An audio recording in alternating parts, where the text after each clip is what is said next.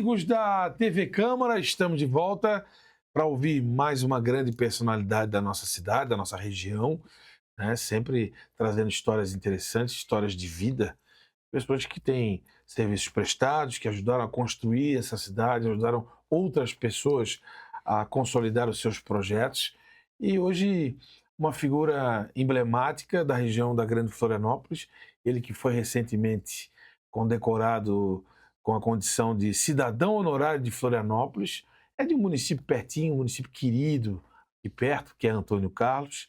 Tem 70 anos, mais de 50 anos de serviços prestados à contabilidade e uma história muito interessante que vai ser contada hoje através desse tete-a-tete e dessa conversa bacana que se inicia. Estamos falando de Nilson Guedes, ele que nasceu em Antônio Carlos, município vizinho aqui de Floripa, município muito querido, de muito futebol, de muita alegria, de muita festa, de colonização alemã, né? Belos gramados tem naquele município. E Nilson, você é uma pessoa que, quem é do ramo da contabilidade aqui na região e no estado, você é uma das grandes referências. E agradecer pela sua presença aqui no Café e Prosa da TV Câmara. Muito obrigado, boa tarde a quem nos assiste. A gente, lá nos idos, talvez, dos anos 80, eu assisti numa entrevista de Globo Rural. E um empresário rural foi plantar café no Cerrado Mineiro. Né? Certo. E aí todo mundo disse, você é louco plantar café no Cerrado Mineiro? Não dá nada. Ele respondeu, eu vim para ser não um cafeicultor, e sim o cafeicultor. Né? Então, quando me dispus a fazer contabilidade, eu vim para cá, Florianópolis, com 15 anos de idade, terminei o primeiro grau, aliás, não o primeiro grau, o ginásio, né? Primeiro grau, é equivalente, em Antônio Carlos. Fui da primeira turma de ginasiano de Antônio Carlos, formei em 1970. Em 79 não tinha segundo grau, vim para Florianópolis. E aí meu pai me colocou, através de amigo dele, na Academia de Comércio Santa Catarina, Sim. popular Academia do Jacaré. Isso. Cursei o técnico em contabilidade e já comecei a trabalhar com esse amigo do meu pai, que tinha também escritório contábil. Então eu vim para morar. Trabalhei 1 ano por cama e mesa. E estudava à noite, que tinha bolsa de estudo. Né? E assim vim para fora naquela época. E aí, quando comecei, trabalhei em várias atividades, até que em 84 eu fundei a empresa RG Contadores Associados. E agora em setembro vai completar 42 anos de idade. Né? E na época, né, trazendo a analogia lá com o cafeicultor mineiro, então nós vamos ser o contador.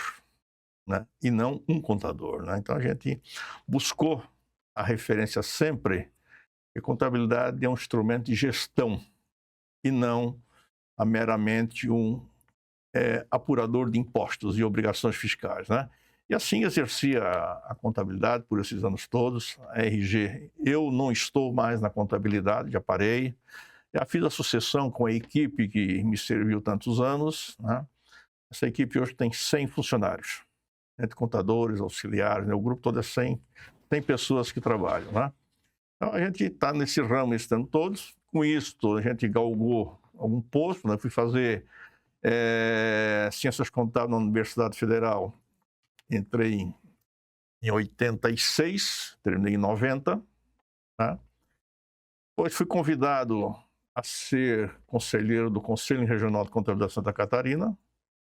Fui conselheiro 2 anos. Já no ano 2000, convidado para ser o vice-presidente do Conselho, e em 2004 assumi a presidência do Conselho, que fui até 2007. Né?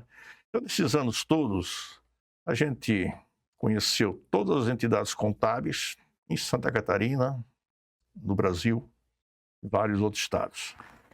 Vamos voltar um pouquinho lá no início da vida.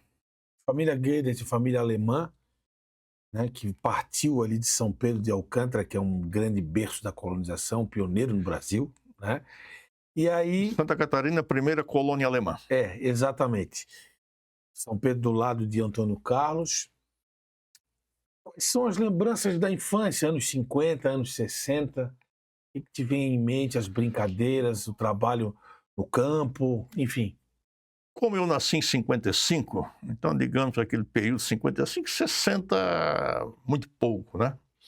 A gente, criado na roça, né? Meu pai, lá quando eu nasci, tinha caminhão, em seguida vendeu. Meu pai foi pioneiro no transporte aí de mercadorias da região de Antônio Carlos para Mafra, Canoinhas, São Bento do Sul e até Porto União, né? Então, uma viagem dessa na época era 15 dias entre ir e voltar. Verdade. Hoje se faz em um dia, É. né? E tive a oportunidade de dizer isso numa palestra lá em Canoinhas, né? O que ia para lá? O que era levado para lá? Cachaça, principalmente. Cachaça, Meu principalmente. pai tinha alambique, né? Então, e depois voltou, teve olaria, voltou para a roça. Então, a gente foi criado neste meio, né? Inclusive, eu com 13 anos de idade, né, quando você tinha uma olaria, né, o tijolo, você começa 24 horas de queima. Aliás, 36 horas de queima. Sim. Botafogo. Dia de manhã vai terminar no dia final da tarde. E à noite, tem que ficar alimentando a fornalha. Uhum. Então, eu com 13 anos de idade, já fazia esse trabalho de virar à noite na olaria para alimentar a fornalha com lenha, né? Então, isso foi a vida da gente. Depois é roça, né? Tirar leite, criar galinha, criar porco. Isso aí não tem sol, não tem chuva, não tem inverno, não tem verão. É todo dia. Mas sempre estudei, né? Então, aos 15 anos, quando eu vim para Florianópolis, deixei a roça, vim trabalhar aqui, mas até ali a vida foi vida do campo, né? Nunca passamos necessidade. Tínhamos o básico, e era o que tínhamos. E com tudo isso, tinha a questão muito forte, continua tendo a questão da religiosidade, né? Sim, a religiosidade, né, na época, né? E aqui eu vou me permitir fazer uma colocação. Eu tenho uma irmã que ela era formada em economia e fez depois estudo das religiões, né? E lá no TCC dela, ela tem um ditado que diz, ela fez uma pesquisa dessa religiosidade, inclusive na família. Uhum. E apurou, né, os pesquisados dela que isso faz uns 10 anos, 12 anos, apenas 50% continuariam fora dessa religiosidade. E ela diz uma coisa que colocou assim, escreveu no livro, no TCC dela. Tem uma família de negros afrodescendentes que moravam nas terras do meu avô. Uhum. E eles, religião presa não existia, né? São descendentes de escravos. Então ela diz, quando nós éramos crianças, que o pai nos levava na missa, sempre dizia, tudo que fizer isso é pecado, tudo é pecado, tudo é pecado. Não ir à missa é pecado, né? E essa família nunca ia à missa e também nunca acontecia nada, ou seja, né? Então a religião era uma pregação dependendo da vontade de cada um, né? Então com isso fomos criados fortemente dentro da religião, mas ao longo dos anos aí também a gente continua, digamos assim, respeitando a fé, né? A religiosidade para mim ela é individual, ela é pessoal, né? Passa pela fraternidade, a bondade, a caridade, né? Isso a gente não perdeu, né? Isso vem desses costumes dessa época, né? Então, religiosidade é isso hoje. Apesar de que, né, hoje ainda sou membro do Conselho Econômico da Mitra Metropolitana de Florianópolis. Entendi. Ô Nilson, e para tua infância, que já foi de muito trabalho, de dedicação, Desde os 7 anos. Né, de ajuda familiar, mas tinha a parte lúdica, a parte de brincadeiras. Afinal, você era criança também, todos nós passamos por essa fase. Como foi a tua infância? Quais as brincadeiras? Futebol já estava presente? Não. Futebol praticamente veio depois dos 20 anos. 20 anos. Naquela época, jogava-se bolinha de gude, a clica, né? Aham. Bolão, Bolão. bocha, né? É. No verão, tomar banho no rio, tomar banho no tanque. Essa brincadeira que Os existia, belíssimos né? rios de Antônio Carlos, né? Águas cristalinas, né? Que hoje não mais, né? Todas poluídas e cheias de agrotóxicos, né? E tinha vizinho lá que tinha um tanque para tocar engenho, né? Então, assim era a diversão no verão.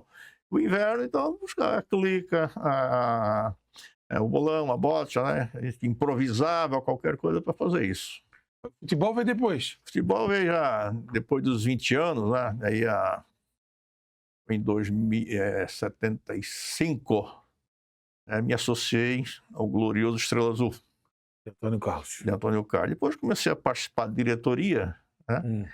E aí um amigo, era vizinho, que hoje somos concunhados, vamos jogar bola no Estrela Azul. Fomos lá, pedimos vaga, começamos a jogar no segundo time, e a gente foi se engajando no futebol, né? Criou gosto, depois, à frente, foi em 92, meu terreno era grande ali aqui em Barreiros, morei ali muitos anos também, e criei uma quadrinha de futebol suíço. Então eu jogava futebol ali, joguei futebol até os 50 anos de idade, né? Jogava em casa com um grupo de amigos. Aí os joelhos não ajudaram mais, a turma, um quebrou a perna, o outro foi o osso da bacia, o outro ficou velho, e aí dispersou, né? A idade vai chegando. Aí fomos para culinária, né? Então aí começamos a comida e a gente vai ficando desse tamanho.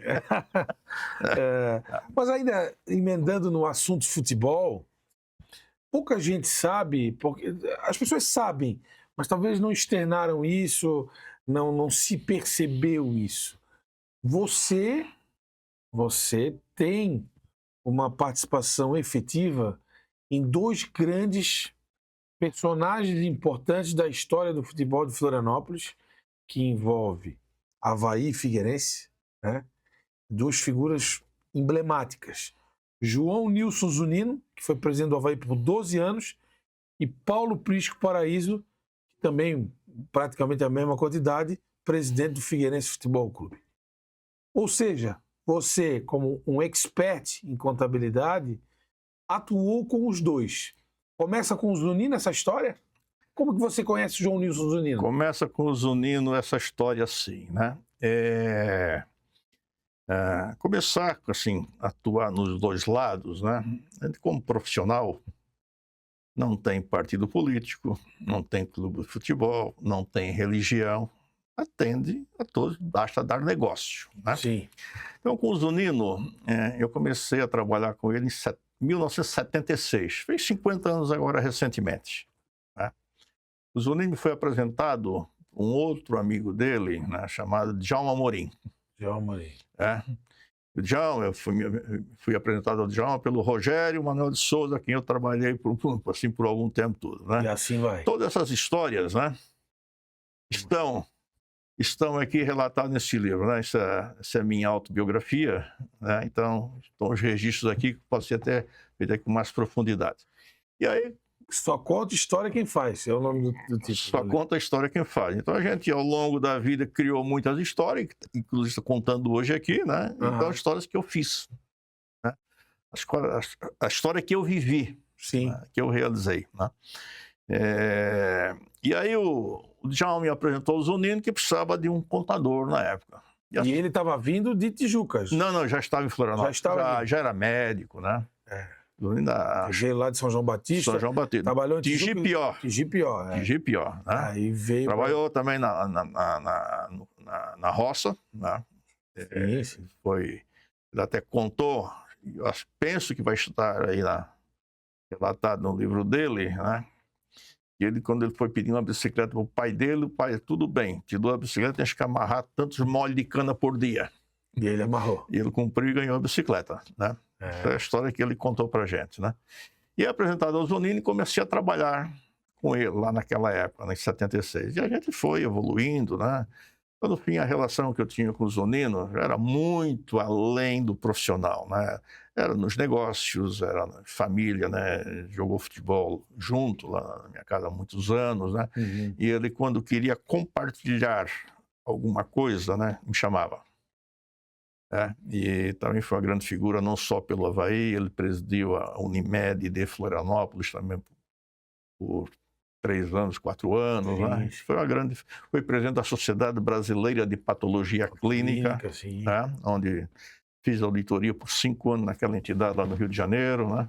Então, essa aproximação. Currículo longo ele tem. Sim, né?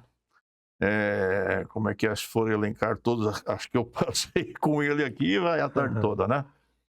Depois, com o Paulo Prisco, eu fazia Universidade Federal, e o sogro dele, o professor Silvio Maier, era professor da Universidade da Federal. Né?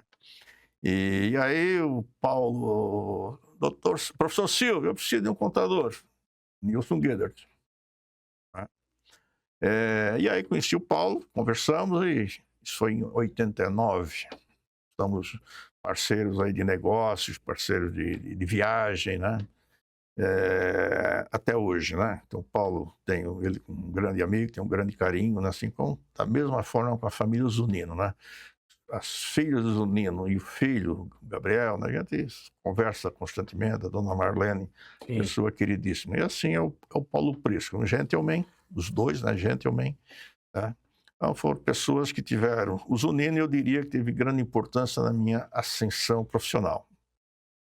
Quando eu fundei a RG Contadores, alguém dizia, Zunino, preciso de um contador. Nilson Guedert.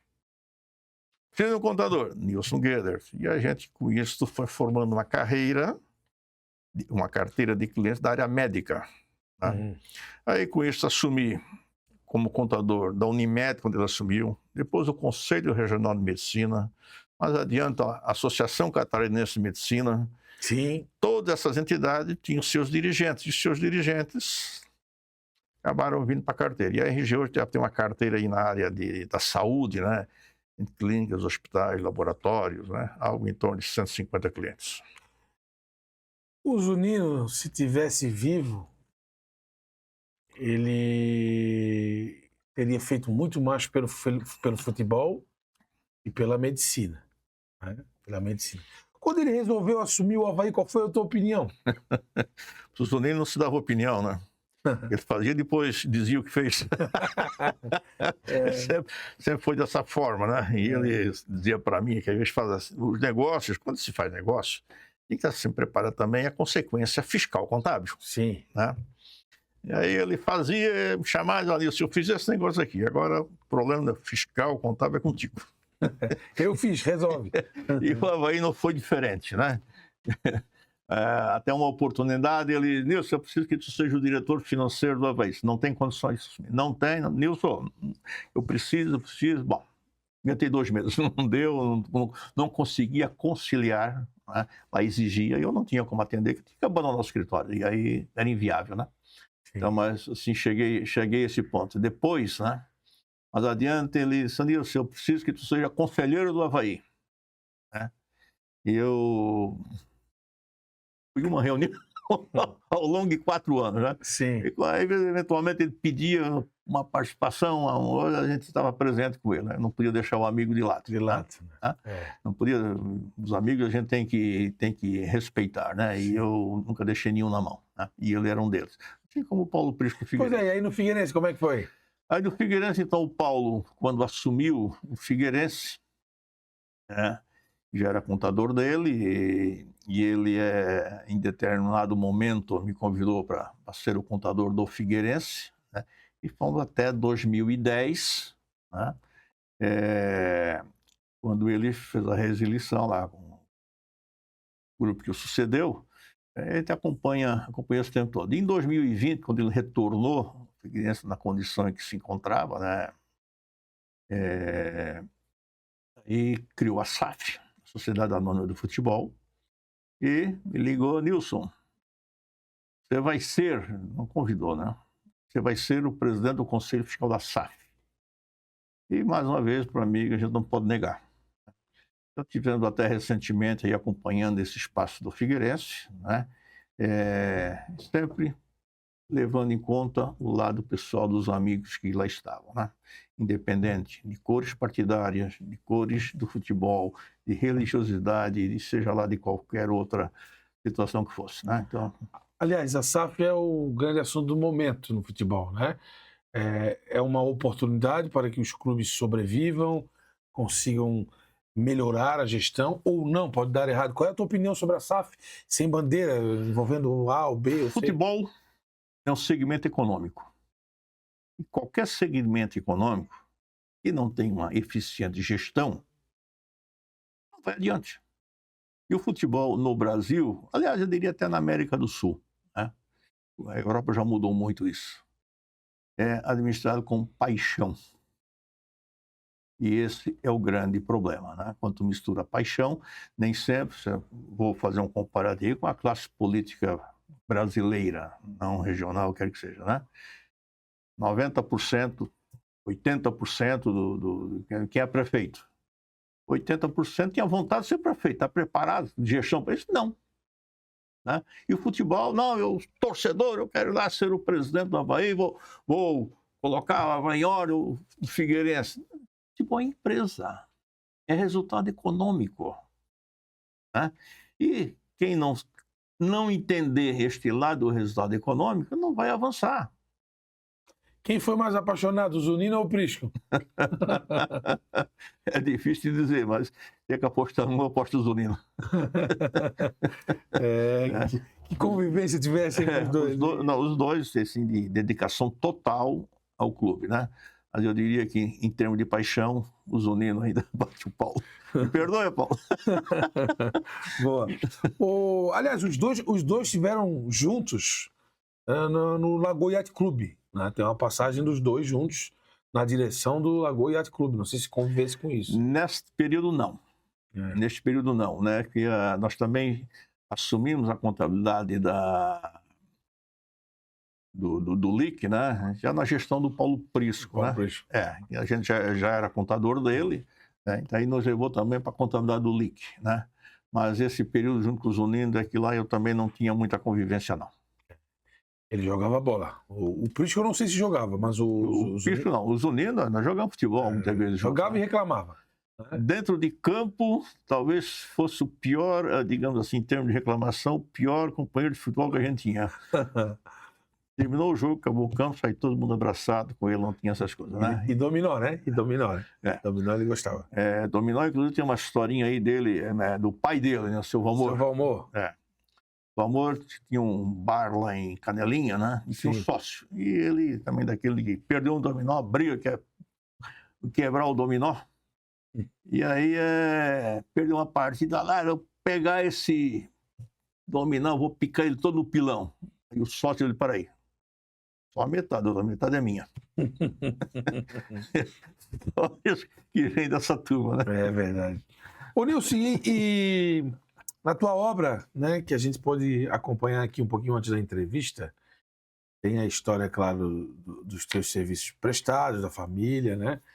Os filhos, as filhas, no caso, as filhas, seus filhos, a Kelly e a Camila. E tem ali uma árvore genealógica da família Guedert, né? Como é que conseguiste chegar a esses dados? Hein? Conta um pouquinho dessa história. Aqui tem da família Guedert, Boone e Walter. Né?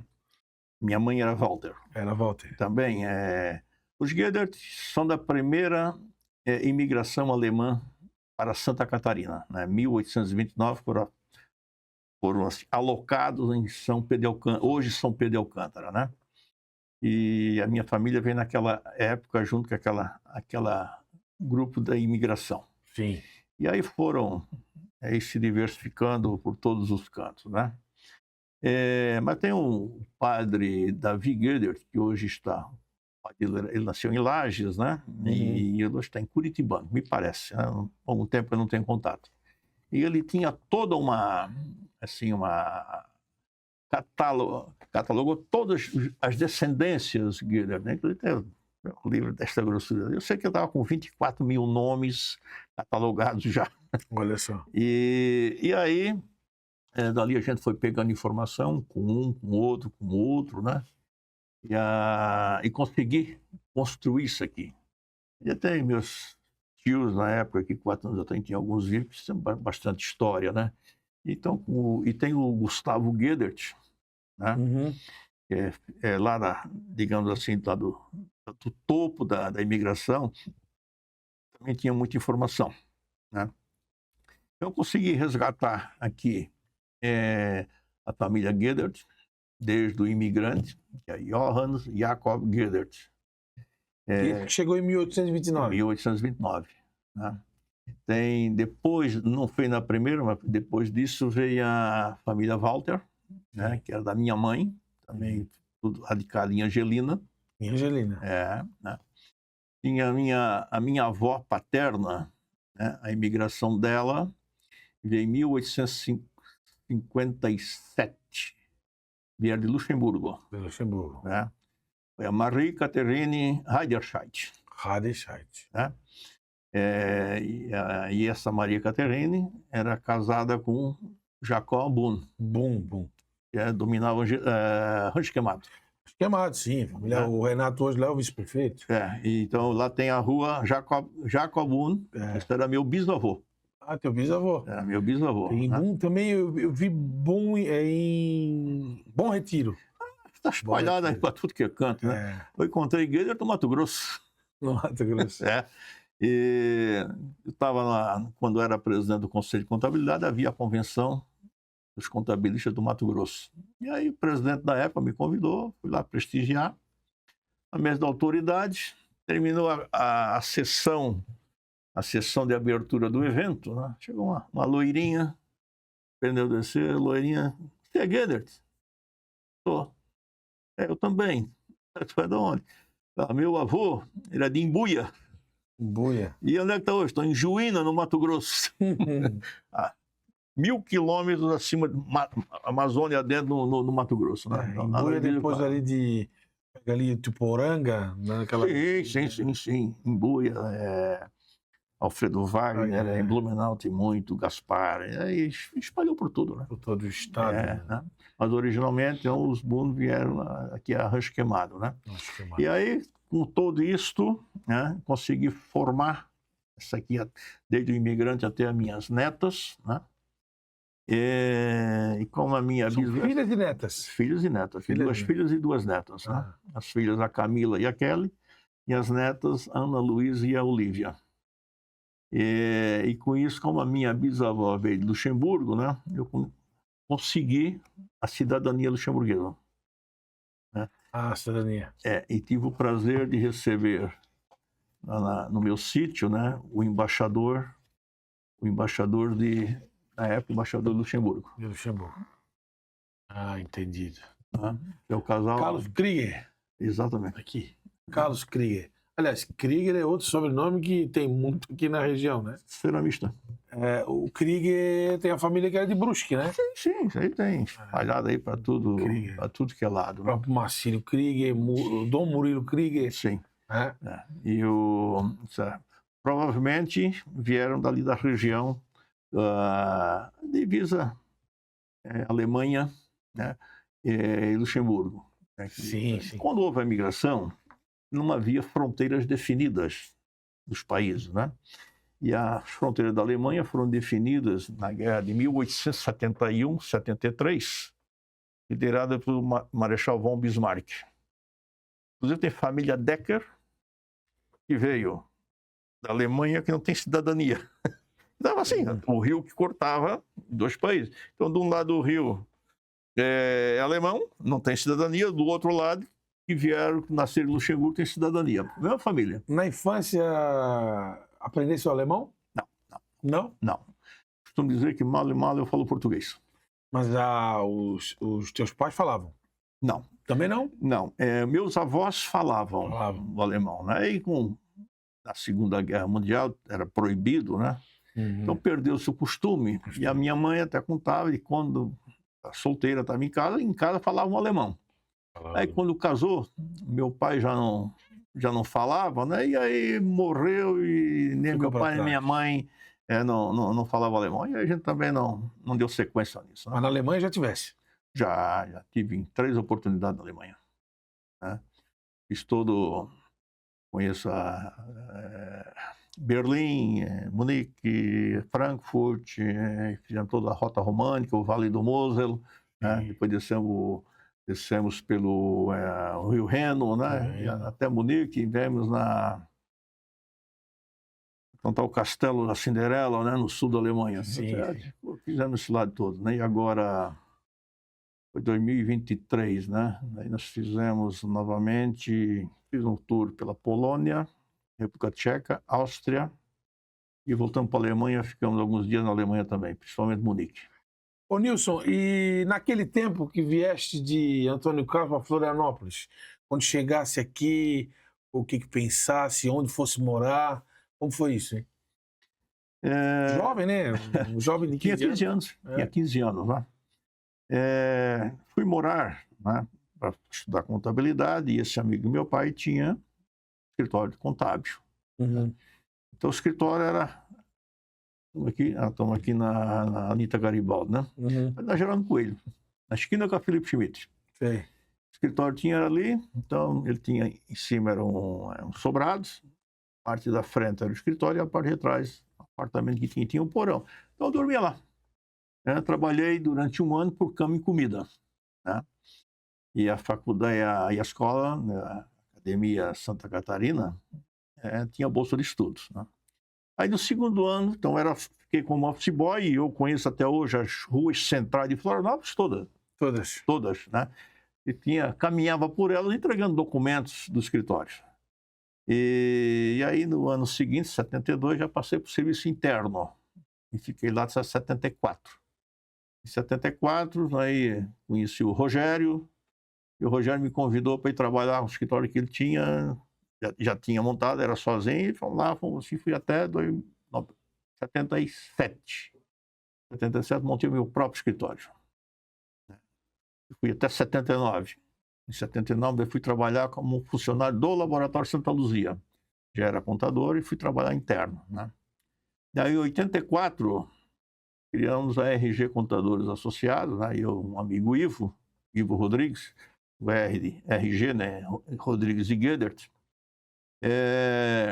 E ainda assim, mesmo assim, continuei no Santa Luzia, trabalhando no escritório à noite, durante o dia no Santa Luzia. Daí em 86, fazer faculdade. Aí cheguei para os Unidos, olha, não tem mais como fazer expediente, né? Aí fiquei só como contador, e o contador Santa Luzia até recentemente, foi vendido aí, né? Você acompanhou toda a trajetória do Laboratório Santa Luzia? Toda. Quando eu entrei em Santa Luzia, ele tinha 12 funcionários. Quando foi vendido aí, 700. Então, foi uma multiplicação. O Zonino tinha como empreendedor, né? Ele era um visionário dentro da medicina, dentro da patologia, diria assim, né? E onde tinha evento de patologia, tinha ciência, ele ia atrás e ia buscar. Ia buscar para evoluir. Evolui sempre, né? Inspirado nisso, fiz a mesma coisa na contabilidade. Ele é a tua grande referência no sentido empresarial? Sim, não tenho dúvida disso, né? No sentido empresarial, no sentido humanístico, no sentido dedicação ao trabalho, né? Deixa muitas referências, né? Trabalhando com 2 grandes baluartes do futebol, o Nilson Guedet não vai a estádio. Conta essa história. Costumo dizer aos amigos, né? Quando você assiste o futebol pela televisão, você consegue ver o replay. E no estádio não tem replay. Então, se o lance não passou, você não conseguiu ver na primeira, no replay você consegue entender melhor o lance, né? Então, ir ao estádio, né? É complicado, o dia todo, lá dentro você escuta o que não quer, você, assim, as pessoas, é só mais um, pessoas te jogam coisas, jogam bebida, jogam urina, então futebol, isso para mim sempre fui mais tranquilo com isso, né? Mas em casa assiste? Mas assisto, né? Foi a Copa do Mundo em 98 na França, né? Lá foi o Jogo do Brasil. Não consegui assistir a final, com o pacote todo de ingressos comprados, com hotéis, com tudo, mas ao final nós não recebemos o ingresso para participar do jogo, né? Aquela famosa lá... Derrota. Não, a derrota, né? A derrota era elementar. Eu gostaria de dizer hoje, né? Eu assisti uma final de Copa do Mundo e não pude assistir. Não pode ser. Né? Que a Federação Francesa reteve os ingressos para os seus torcedores, né? E os brasileiros ficaram na mão. É. Né? Em campo foi uma derrota cachapante. Em campo, a história é outra. Mas, digamos assim, quando você está no futebol, você está lá para ganhar e para perder. Faz parte do jogo. Né?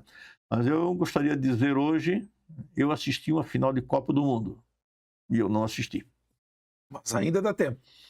Agora não mais. Não mais. Não, porque hoje a forma que é feito o sorteio dos ingressos... Tá né? mais complicado. Você não sabe qual jogo vai assistir, em qual é a data, você não sabe que se vai com um amigo ou com a tua mulher, você não sabe se vão estar juntos, né? Não tem como, né? Então, a televisão você pode ver o replay.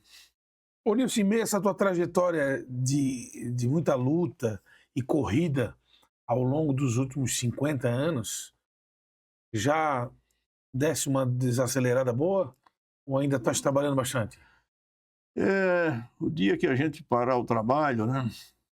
Isso eu escutei de vários amigos, de parar de trabalhar, compra o caixão. Eu não estou com pressa nem com inveja de quem vai, né? Então eu tenho bastante atividades ainda, né? Na contabilidade eu parei 100%, né? Fiz a sucessão, meu irmão capitaneou o processo, junto com a equipe, né? No processo de sucessão, está andando muito bem, obrigado, então fico feliz com isso, que eles deram continuidade a um legado, né? E eu hoje trabalho no mercado imobiliário. Faço loteamentos, né? Então, junto com o meu genro, né, com a filha, a Camila, que cuida da parte administrativa financeira, aí tem mais uma equipezinha terceirizada e a gente hoje está nesse ramo de negócio. Mas também descansando. Digamos, a gente eventualmente é chamado. Antônio Carlos está no teu dia a dia ainda. Sim. Antônio Carlos tem uma convivência muito grande lá ainda, né? Tem grupos de amigos lá do futebol que jogamos, né? Engajamento político também na última década aí, e coordenei as últimas 3 campanhas a prefeito do MDB, né? Tem essa convivência, tem o meu sítio lá, eu tenho uma irmã que mora lá, Sim. Né? Meu sítio lá já era terra, acho que era do meu avô, né?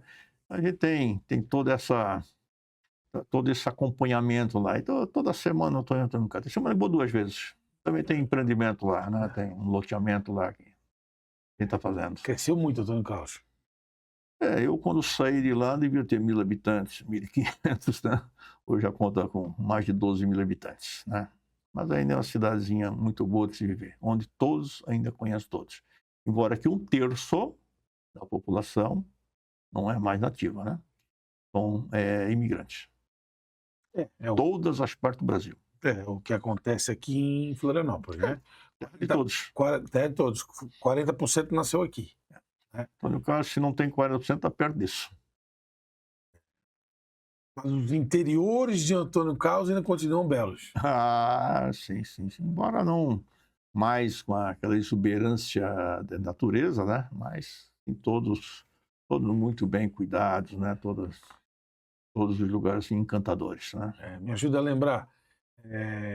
Rachadel, Louro... Rachadel, a Vila 12, o Rio Farias, Santa Bárbara, o Louro, Santa Maria, Canudos, o Egito. O Egito é caminho para Angelina.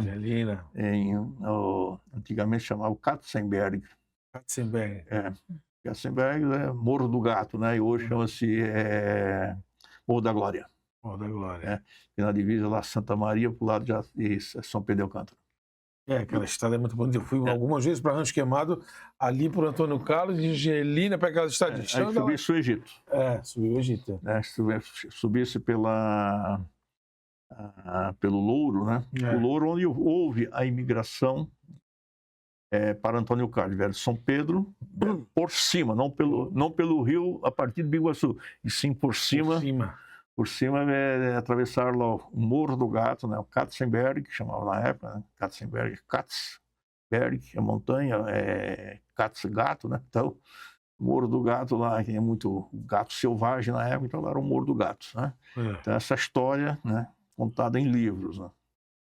E então a imigração de Antônio Caro houve a partir de São Pedro de Alcântara, aliás, lá Santa Filomena, Da Filomena. chegaram no Louro e foram descendo o rio para chegar em Biguaçu. E não o inverso, né, que seria o normal, a partir do mar, né? Verdade, essa é a história, né? É.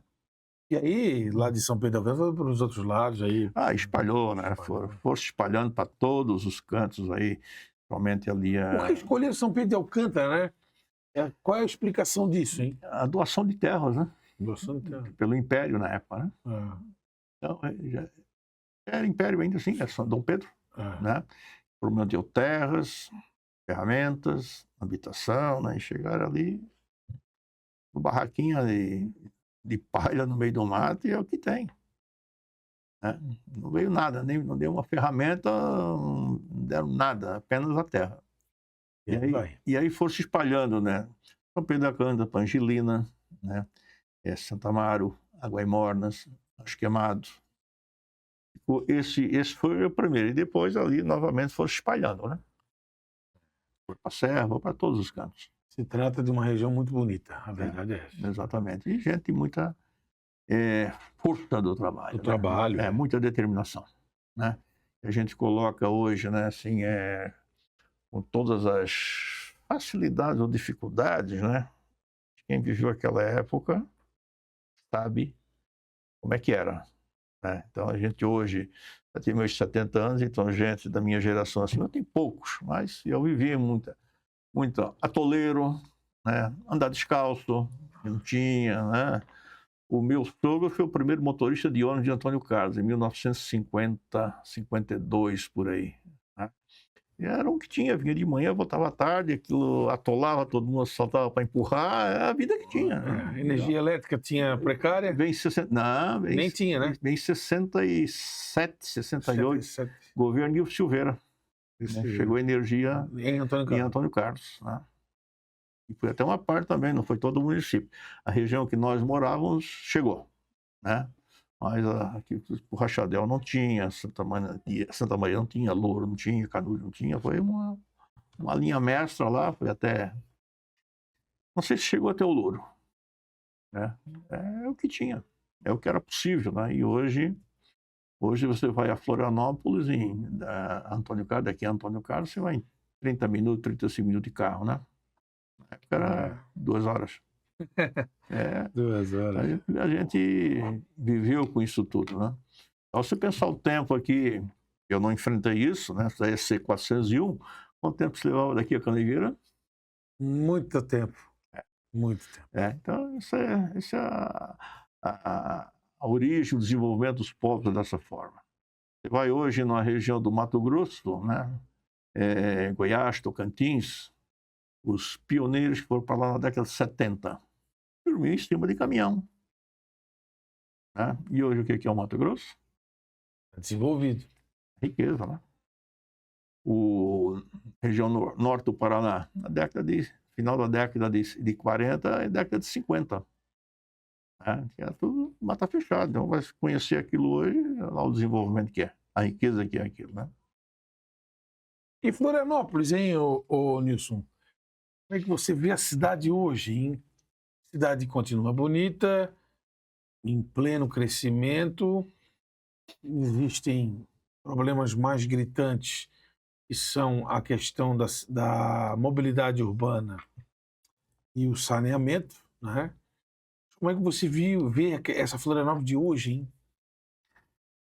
Eu conheço Florianópolis, então, há 55 anos, né? Vivo aqui há 55 anos, né? Convivi esses espaços todos aqui, né? A evolução era evidente, aconteceu. Inevitável. Né? Inevitável, né? Tem potenciais que podem ser melhor explorados, né? Tem alguns gargalos de trânsito? Tem. Né? Por exemplo, eu conheço 27 países no mundo. E não adianta fazer 10 pontos que não vai resolver o problema. Sim. Daqui a 50 anos precisa de mais 10. E aí vai fazer onde, né? Então tem uma coisa que chama transporte público. Santiago do Chile tem metrô. A população, 4 milhões de habitantes. Tem trânsito complicado? Tem. Mas nem tanto. Florianópolis, aqui nos últimos anos, o trânsito melhorou muito com a terceira pista da Via Expressa, né? Mas já precisa agora de 6. Tem onde pôr? Não tem. Não. Tá? Tem esses avanços. Sei que a atual gestão, já tá, anterior, vem trabalhando muito forte nisso, alguns gargalos, e tem conseguido avançar. Né? Tem sempre alguém que vai ser contra? Tem, não há essa dúvida. Dá outro exemplo, Istambul, na Turquia, ficamos lá há 10 dias. Istambul tem 14 milhões de habitantes em 2014. Então, teria 20 vezes mais de aqui. E ali, como é que é? A cidade de Istambul, a Turquia, é dividida da Ásia, da Europa, pelo canal de Bósforo. Uhum. Né? E mesmo, largura tem um canal aqui da Ponte Hercílio Luz. Né? Com 14 milhões de habitantes, tem 4 pontes. Mas tem o quê? Metrô. Então, se não pensar em construir o transporte coletivo, né, De massa. vamos continuar tendo filas, irritação, acidentes, vidas. Né? Mas Florianópolis, eu vejo hoje, sim, se transformou nos últimos anos também no grande centro de referência, né, no turismo de negócios, de eventos, né? Tanto que os eventos, os locais de evento que tem aqui disponíveis lotados, né? E isso traz toda uma riqueza, porque e o turismo é tratado como a indústria não poluente. Pode poluir o lixo, né? Mas não o ar, a qualidade de vida, né? Então, isso traz todo o desenvolvimento, toda uma riqueza, conhecimento. A Florianópolis hoje é estruturada, né, com quantas universidades? Na época existia a Universidade Federal. Né? Então, vem o centro educacional, o centro de desenvolvimento, a tecnologia, a estrutura. Isso tem avanços consideravelmente meio ambiente. Sim. Já não é mais aquilo que tudo se jogava no mar. Eu tomei banho na praia de Itaguaçu, 1971. Se tomaria hoje, né? Embora já despoluiu bastante. Então tem esses trabalhos todos, está sendo atacado, mas precisa atacar talvez um pouco mais, né? Nessa tua opinião a respeito de metrô, que é transporte de massa, o que seria interessante para implementar de largada? Assim, temos que ter um metrô daqui até o continente, até a universidade, até o aeroporto. Qual seria a tua percepção inicial? Eu, como não sou um expert em transporte coletivo, né, seria até um pouco difícil, né? Mas você tem que pegar, pelo menos, fazer uma linha. Qual é o maior gargalo hoje? É daqui para o norte da ilha? É daqui para Biguaçu? É daqui para Palhoça? Faça um canal. E a partir desse primeiro, você vai fazendo o segundo, o terceiro, e aí até que vai chegar o momento de atender a todas as faixas, né? São Paulo foi feito na década de 70, o metrô foi ampliado quando? Na década de 2000. Estagnado tanto tempo. E o caos? Hoje melhorou, né? E todos os locais do mundo que você for, né, você vai ver que o transporte coletivo, quem vê pelos filmes sabe tranquilamente de como isso funciona, né? Então, passando aí no metrô na Alemanha, andei no metrô em Paris, em Londres, no Chile, na Turquia, em São Paulo, no Rio, né? Fui uma época, um ano fomos um evento no Rio, e um amigo lá tinha uma final do Vasco e Flamengo na Copa Guanabara. Vamos de metrô. E faltamos na porta do estádio. Prático, objetivo. Né? Então, o coletivo tem que sobrepor sempre, né? Mas tem que alargar, tem que duplicar, tem que quadruplicar. E quando tiver que oituplicar, como é que você vai fazer? Vai chegar o momento disso, né? Então, tem que ser, assim como os modais de transporte de carga, né? Tem que ir para o trem. Não adianta ficar caminhão. Né? O mundo se desenvolveu através do trem e foi abandonado. E vai ter que retornar. Tá? Fiz agora, na semana retrasada, fui a Foz do Iguaçu. Então, a gente vinha observando a ferrovia, vem de Cascavel até o Porto Paranaguá. Essa ferrovia, quantos 1000 caminhões estariam na estrada?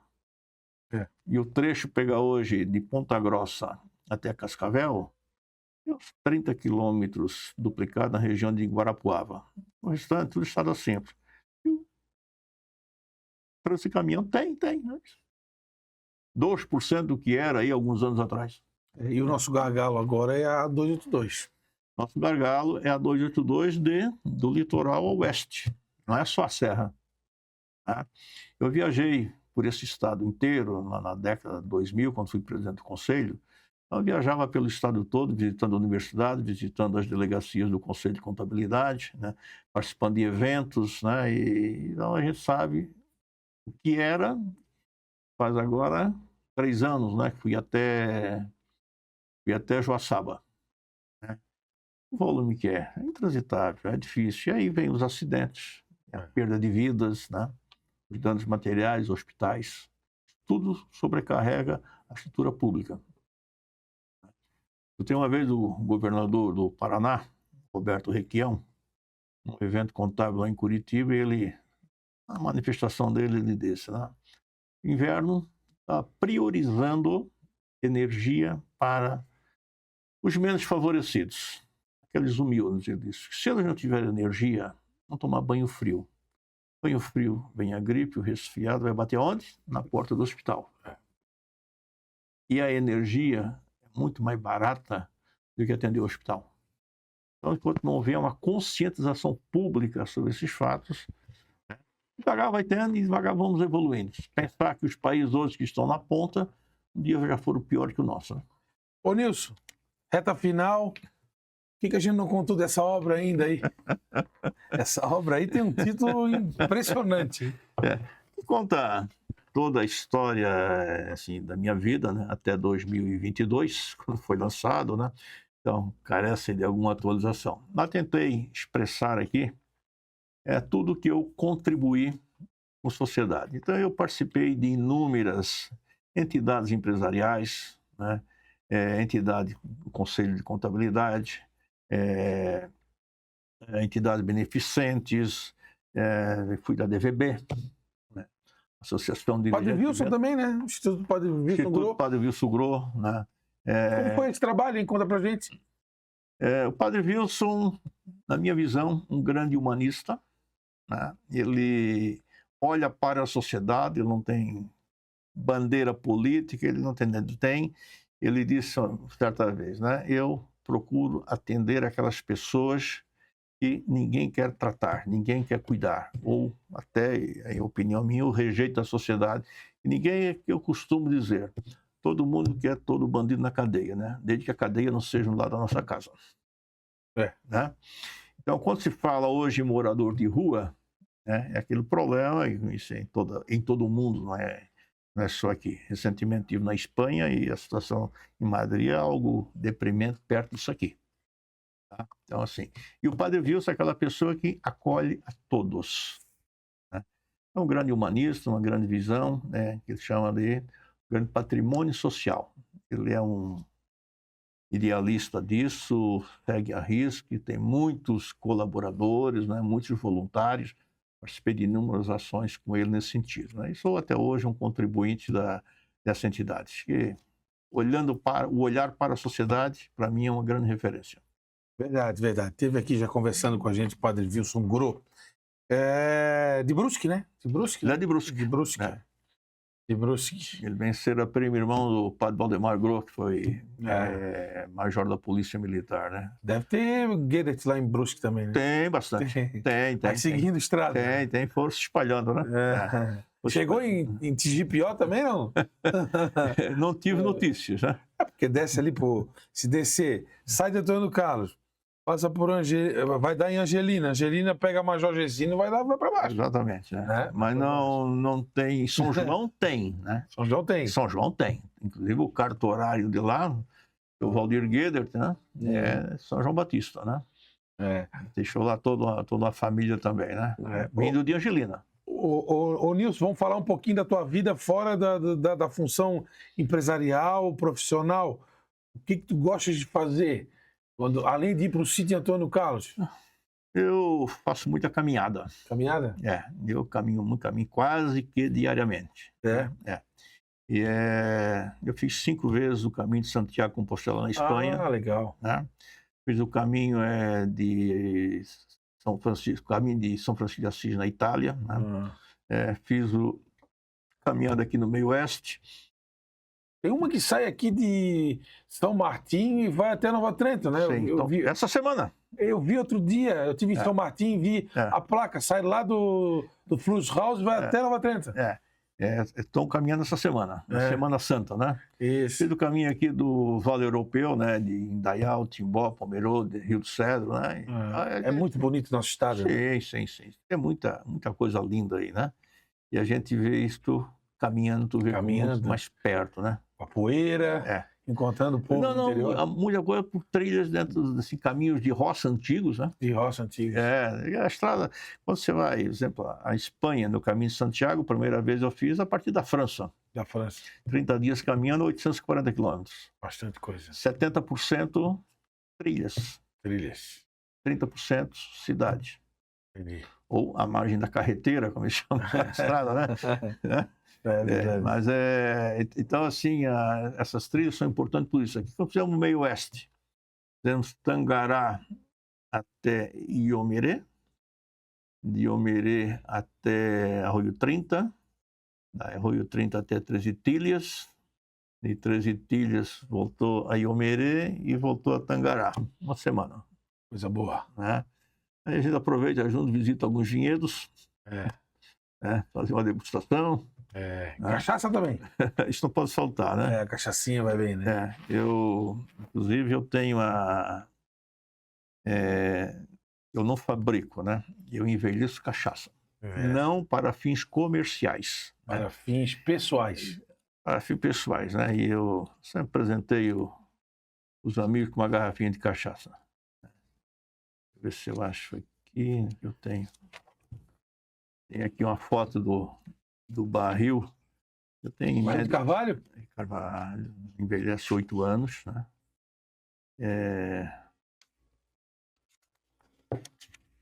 Aqui, ó. Aqui os meus barris.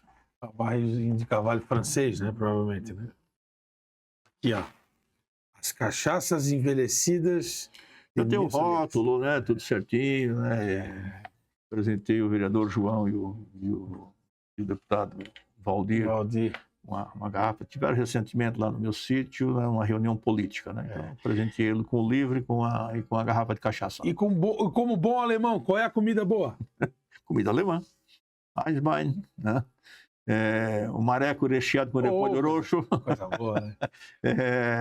Galinha caipira ensopada com aipim. Ensopada com aipim, né? O recheio alemão, com rosca de polvilho, né? Então, essa comida típica, né, que a gente foi criado. Então, o aipim era muito presente na culinária, né? Então, essa daí é que deixa sempre a lembrança, né? A minha lembrança de adolescência, assim, juventude, jogando bola na Várzea Antônio Carlos, é do sorteio da galinha, né? Isso aí é uma coisa que eu não vou esquecer nunca. Exatamente. Continua, né? Continua assim. Embora não tenha mais acompanhado muito, mas... A galinha com recheio Sim, tem. O seu Luiz, o pai do Marquinhos, do Avaí. Sim. O Luiz é contemporâneo meu, né? O Luiz, a gente joga um torneio lá no Prado, em Biguaçu, aí ele vai lá em Antônio Carlos buscar a galinha recheada. E tem as festas de igreja, casamentos, né, aniversários, né? Tudo isso é servido o recheio, a galinha, né? Até hoje a tradição continua. E é muito forte isso. É muito bom viver isso aqui pertinho da nossa ilha, os municípios colonizados por alemães, e tão rica é a nossa cultura alemã e italiana aqui na região. Qualquer lugar que você vai, Vandrei, você vê uma cultura diferente. E todas são muito interessantes, né? Final do ano passado, em 30 dias, passei pela Argentina, Bolívia, Peru e fui parar no deserto de Atacama, no Chile. Então, cada local, uma cultura. Então, eu conheci muita cultura andina. Sim. Né? E passar por aquilo lá, você imagina como é que as pessoas vivem. Então, cada cidade, uma cultura, uma culinária. Cada uma delas, a gente parou em vários, assim, 2, 3 dias em cada região, né? E terminamos a viagem em São Pedro de Atacama, deserto chileno. Como é que os povos vivem naquela região? É algo que tem que ser pensado. Mas a alimentação todos têm. Melhor, outra pior, mas comemos muito bem, né? Aqui você visita o Nordeste brasileiro, né? E eu conheço, das capitais brasileiras, eu só não conheço Manaus, Macapá e Boa Vista. Eu conheço todas as capitais brasileiras, né? Então, todas têm que provar culinária. E cada um tem uma riqueza, cada um tem um jeito. o seu jeito, né? Isso enriquece todas as culturas, né? Aqui na ilha tu tem pontos diferentes, tu vai no Sambaqui tu tem uma culinária, tu vai na Lagoa tem outra, tu vai no sul da ilha tem outra. E isso é que enriquece todas as culturas, né? Eu sou muito fã disso. Maravilha. Nilson, vamos conhecer então a tua galinha ensopada e a tua cachaça em breve. Exatamente, né? Obrigado pela sua presença aqui no Café e Prosa da TV Câmara. A tua história está contada. E olha, parabéns pelo trabalho, pelos serviços prestados. E vamos seguir com saúde. Agradeço a oportunidade de também estar vindo conversar, deixar o registro aqui. E o agradecimento ao vereador João Cavalcante, que teve a honra de me conceder o título de cidadão honorário, né? Então, eu tenho hoje 55 anos de serviços prestados em Florianópolis, né? Eu entendo também como um reconhecimento daquilo que a gente ajudou a construir também em Florianópolis, em entidades, em trabalhos, em profissionalismo e por aí afora, né? Então, também deixo um agradecimento aqui por essa oportunidade. Sem dúvida. Nilson Gueiret com a gente, cidadão honorário de Florianópolis, contou a sua história, e é uma história vasta, vinda de Antônio Carlos, para todos os serviços que aqui foram prestados.